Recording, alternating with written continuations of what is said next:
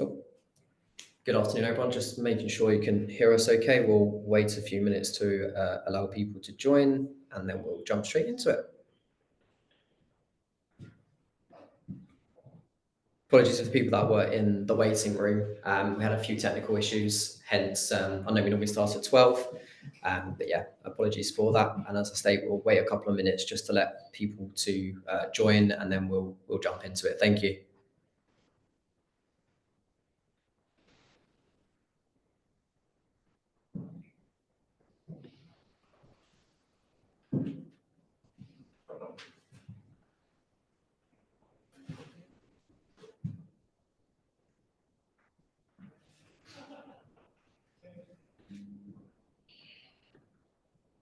Perfect. We'll start the webinar now, and hopefully a few other people will join.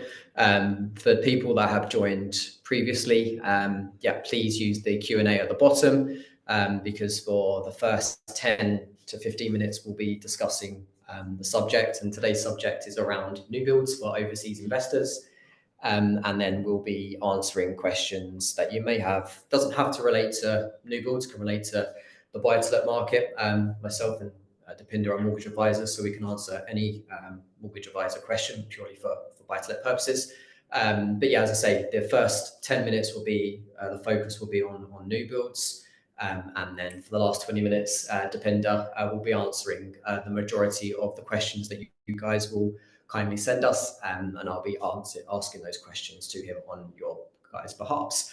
So yeah, Deep's just going to jump out for now, and then he'll join us back in about 10, 15 minutes or so. Thank you. Thanks, Deep. Perfect, guys. So yeah, myself, if you haven't joined prior, this is your first webinar. I head up the mortgages team here. I've been at GetGround for just shy of 2 years now, but have around about 9 to 10 years experience in the buy-to-let mortgage market now. Scary to say. Who we are, GetGround. If you're joining us for the first time, we're an all-in-one stop service, essentially, where you can set up a company, you can essentially find property via us, finance that, lettings, we do your accountancy. You're pretty much a one-stop shop for all of your property investments to make it that much easier for yourselves. So yeah, jumping straight into international clients. Focus will be around new builds, but some of this will apply to just buying a standard buy-to-let property as well. Now, when you live overseas, there's a few things to take into account, and that will be residential history. Now, there's a few things, well, that clients can potentially class you as. So you could be an expat, which is a UK passport holder who has moved overseas. So you could have a UK address history or some form of credit history, or you're purely a non-UK national. So you live outside of the UK, don't hold a UK passport, and you're essentially investing into the UK. Could be for the first time. And if it is for the first time, from a lender's perspective, you have no credit here. If you have properties here already and you're investing from overseas, then they can see that you've got a track record of rental income coming in, paying mortgages, etc. So yeah, the residential history is a massive factor when myself, Deep, will be having a look at your options for you and presenting those options to yourself. Another factor that comes into play is your source of income and wealth. Now, most lenders in the buy-to-let market do not have a minimum income criteria. As long as that rental property looks after itself and you have enough money in the bank to cover rental voids if they occur, then most lenders are okay with that. But some lenders will have a minimum income for overseas investors investing for the first time. Now, they'll obviously still be looking at how that rental asset performs and that it looks after itself. But essentially, they'll just like to have a bit more security, knowing that if it is empty for a while and you don't have the savings there, that there is income to support that property. And essentially, this comes down to the third point that we'll be looking at the lending and financial structure. lending in terms of the lenders that we approach, but also the structure of how you essentially set up a company if that is your preferred route. Now, there's different things to consider there, but I'll touch on that in a bit. So going on to the first point, so international clients, backgrounds and residency. So country residence is a key factor for lenders here in the UK when you do live overseas. Now, there is a high risk list. I won't disclose any countries here. And there is some that are pretty much on the borderline of being high risk. So if you're not sure if that's yourself and where you reside, at the end, there'll be a QR. Please feel free to book in. Go into your investment consultant, but they'll have the knowledge to disclose this with you. And if not, me and Deep work extremely closely to them as well. But that also follows on to nationality and tax residency as well. The tax status or where you reside in your own country. So if you're employed and you're on the books paying tax, lenders like to see a track record of that and like to see continuous employment. That's the same for the UK. And it's the same for self-employment as well. So wherever you reside, how you declare tax in your country, essentially, we just need to make sure that that's the appropriate tax that is paid. And apologies. Sorry, I just got a note from one of the team. I keep moving around and I can't see myself, so apologies. I've got the slides up in front of me, so I'm going to stand still and hopefully this is the frame. I'm getting a thumbs up, so it's all good. Sorry, guys. And then sanction on a high-risk country. So that really reverts back to the point that I was stating there, that if you're in a high-risk country, there could be a lender out there, but there is a sanction list, which we can discuss with yourselves throughout the inquiry that you'll kindly bring to us. Next one is source of income and wealth. Apologies, again, there is a Q&A at the bottom. Please feel free to start sending those questions in. I've got another 2 slides on the new build, and then Deep will be answering those questions for you. Touching base on the source of income and wealth, proof of income is key. As I stated, most lenders do not have minimum income criteria. But they still need to see that there is income in the background. So how you get paid in the country you're residing, as I say, if it is pay slips, they need to see those, tax returns, or an accountant's letter, depending on the lender that you proceed with, one or more will apply. And then your source of wealth, essentially. So if it's a purchase and you're stating that the deposit's coming from savings, how you've built up those savings and where those savings have come from. There is also another way, essentially it could be gifted money. Normally that needs to come from a family member, a direct family member. But again, some lenders allow extended relatives as well. So the source of wealth, I know, sorry, I divulged, I went into proof of deposit there, but source of wealth for yourself is how you've built up that wealth and what wealth you have outside of property, and can include property too. And again, lending and financial structure. So lenders' appetite. Not all lenders accept non-UK non-UK residents or foreign income. But myself and Deep are well equipped to help overseas clients. That is a large bulk of our client base. So yeah, that's our bread and butter stuff. We've been doing that for ages now. Deep was doing it prior to joining us. But yeah, I've been doing it here at GetGround for 2 years. And as I state, a large bulk of our client base is people who live overseas.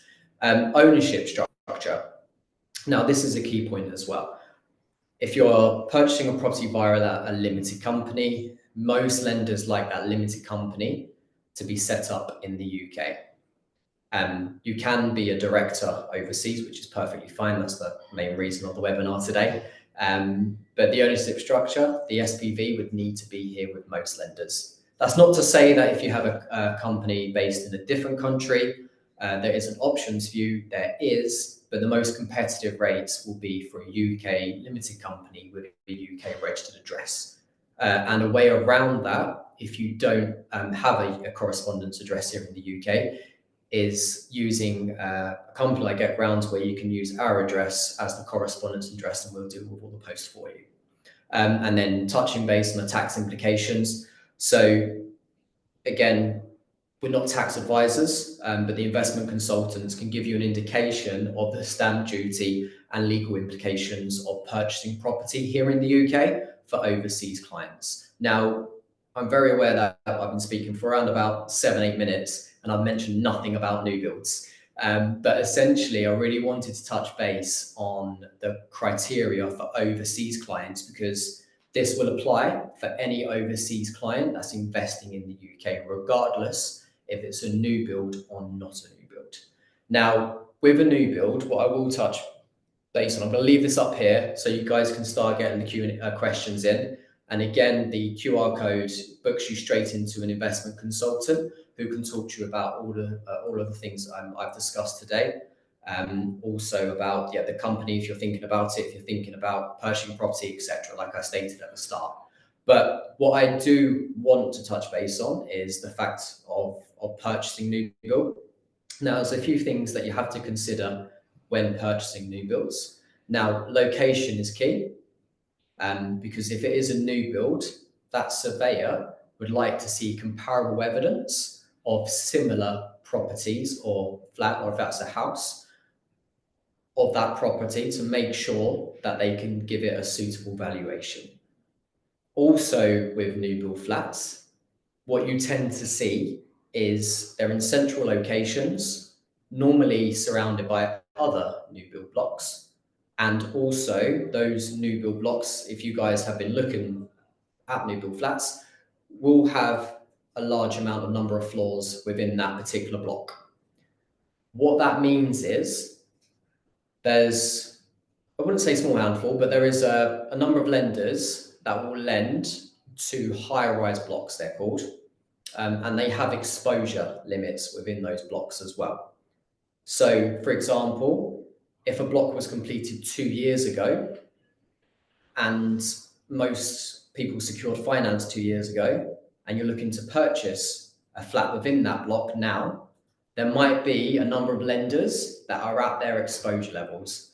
So, key thing to take into consideration there is making sure that your broker, me and Deep do this, but making sure your broker sends that address across to the lenders prior to submitting an app to make sure that their exposure levels are not hit on that particular block. There is a number of other factors to consider, but I realise we're going over time here. If there's any other questions specific to your actual inquiry, me and Deep are more than happy to answer. But we're going to jump into the Q&A now. So I'm going to step off screen, but I'm going to be asking the questions and Dipinder's going to be answering them for you. So I'm going to welcome Deep back. He'll tell you a little bit about him and then we'll jump into the questions. Thanks, guys. Hi, good afternoon. My name is Deepinder Bangu, and I'm the senior mortgage consultant here who's looking after the buy-to-let mortgages for UK residents and non-residents. I've been with the business the last 4.5 months now, and since then I've been helping the expats, foreign nationals, international UK residents buy-to-let mortgages for HMOs, multi-units, and new builds. Perfect. Thanks, Steve. First question that's come in. Yeah. Are you a whole of market broker or do you work with limited panel of lenders? No, definitely. We are whole of market. We've got access to via our network towards whole of market. So whatever best rate is available in the market, and if you qualify for that, we'll be able to give those terms to yourself. And if you're happy, you can proceed. Perfect. Going on to different property types that we deal with, what's the criteria around those? So like standard lets, HMOs, multi-units. Yeah. Okay. So with standard lets, if you already own a residential property where you live in, and you're looking to buy just a standard let sort of a property with which is going to be rented out to a single family unit, then majority of the lenders are happy with that. But if you're buying a HMO or a multi-unit property, which is basically slightly complex because it involves different households living in the same property. So for that sort of a property, which is slightly complex, lenders do want a 6 months to 1 year experience, majority of them. Some lenders, because we are whole of market, we've got some lenders who can also consider first-time landlord first-time buyer who's looking to buy a HMO. So we've got like extreme level of lenders, specialist lenders who can consider that as well. But yes, majority of the lenders who are offering the best rates, they want the clients to have some experience, like say 6 months or 1 year. Perfect.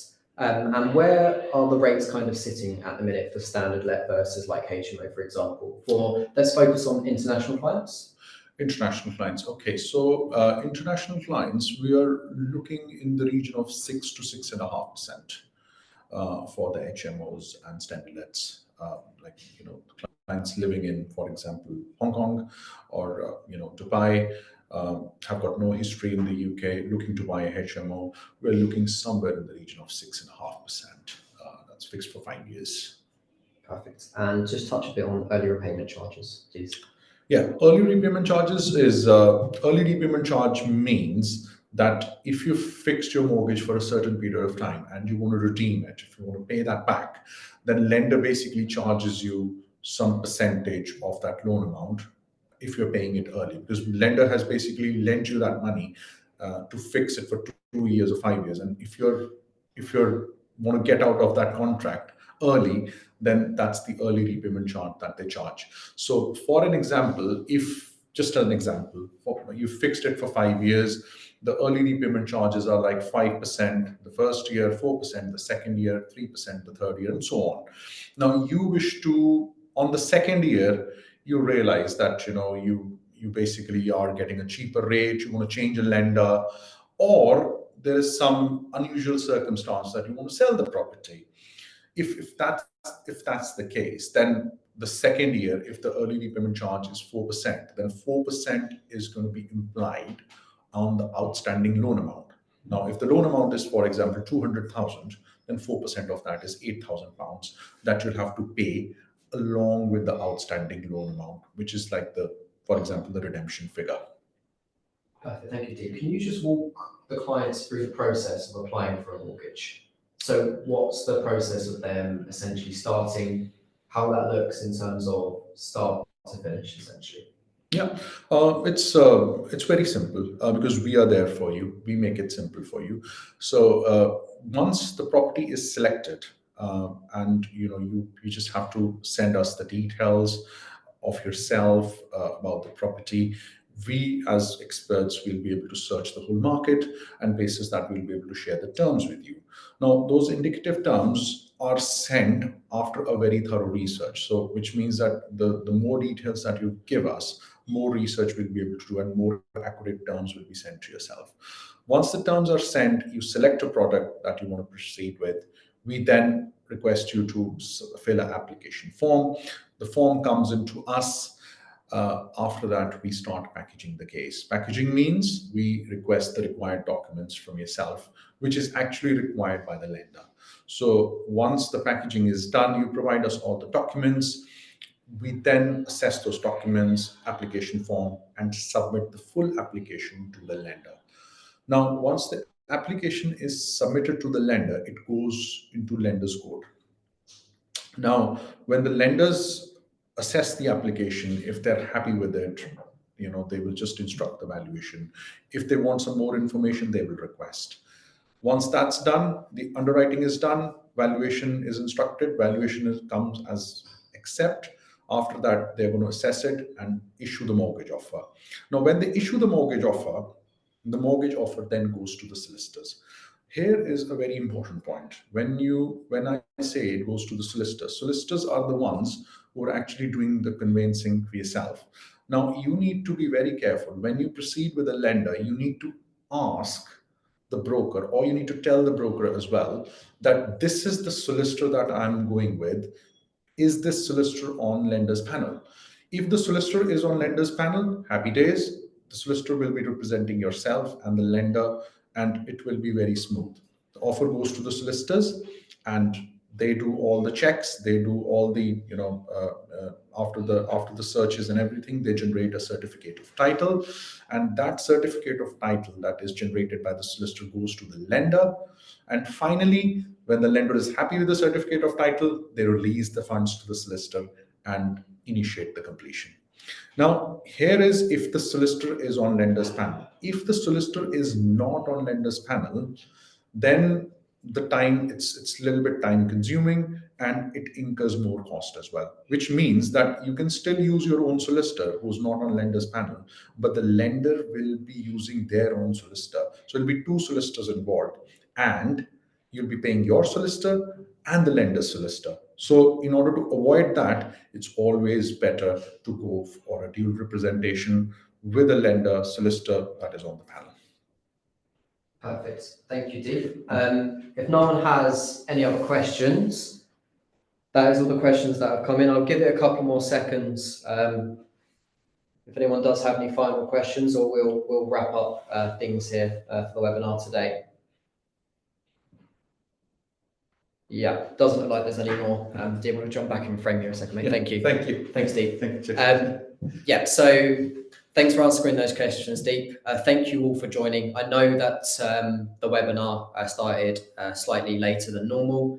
Had stated some technical difficulties, so apologies for that. If you do wish to discuss your inquiry in more detail, please scan the QR code and that will book in with an investment consultant who will take down that information and walk you through the steps that GetGround offer. We will be having another webinar next month. I'm going to put the webinar around the budget, on how that can potentially affect the mortgage market. The budget's actually happening towards the end of the month.